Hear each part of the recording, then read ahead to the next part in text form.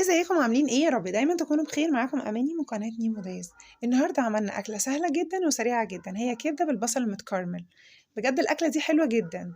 تمام، يلا نشوفوا طريقتنا فيها. بس قبل ما نشوف طريقه متنسونيش في اللايك والسبسكرايب. اول حاجه زي ما انتم شايفين جبت الطاسه كده، حطيت فيها حبه زيت. اوكي، وطبعا سخنتهم على النار كويس. كنت مقطعه بصله كده كبيره ترانشات. كان فيه هنا حته فلفل، هشيلها بسرعه عشان التصوير. خلاص شلناها.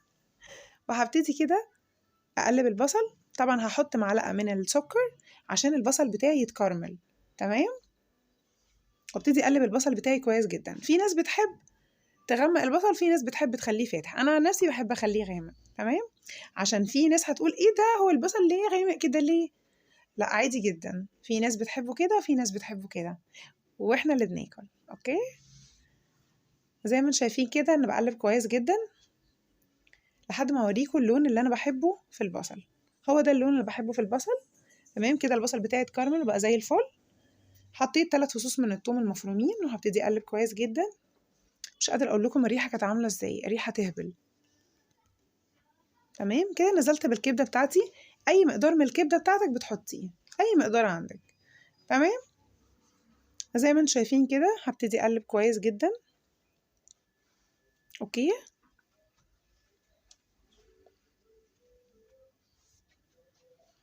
هنا البهارات بتاعتي عندي ملح وعندي فلفل اسود وعندي بابريكا وعندي كمون. تمام، هبتدي اقلبهم كده كلهم مع بعض. طبعا الكبده مش بتاخد وقت طويل، هي تقلبتين 3 كده وخلاص بتبقى خلصت.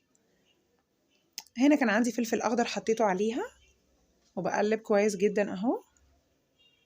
طبعا في ناس بتحب الفلفل الحراق، اوكي، في ناس بتحب الفلفل البارد، اوكي، براحتكم. ما هو المثل بيقول كل اللي يعجبك والبس اللي يعجب الناس.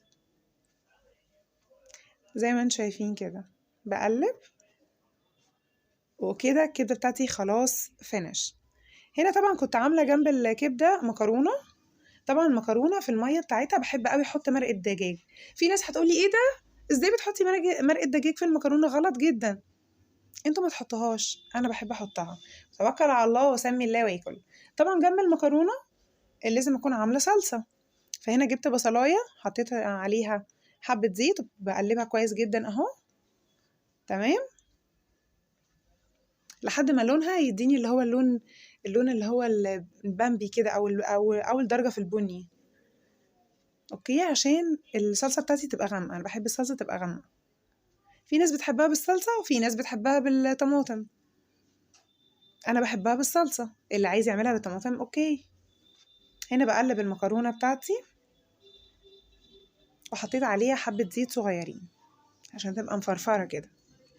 هو ده اللون اللي انا عايزاه في البصل بالظبط. حطيت كوبايه من الميه وهنزل عليه ب3 معالق من الصلصه الكبار، 3 معالق كبيره من الصلصه.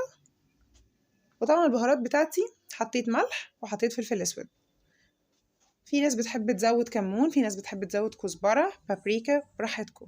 انا حطيت ملح وفلفل اسود. اوكي، ببتدي اقلب كده كويس جدا.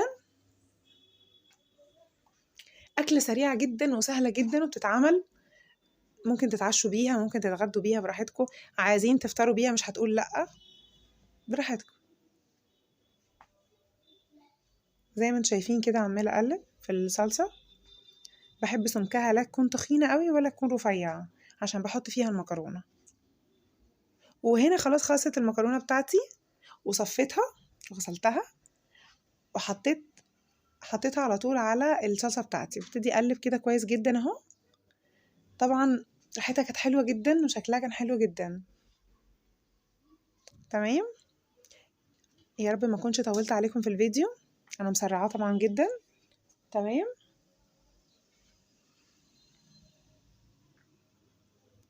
وهنا خلاص هو ده الاكل بتاعنا.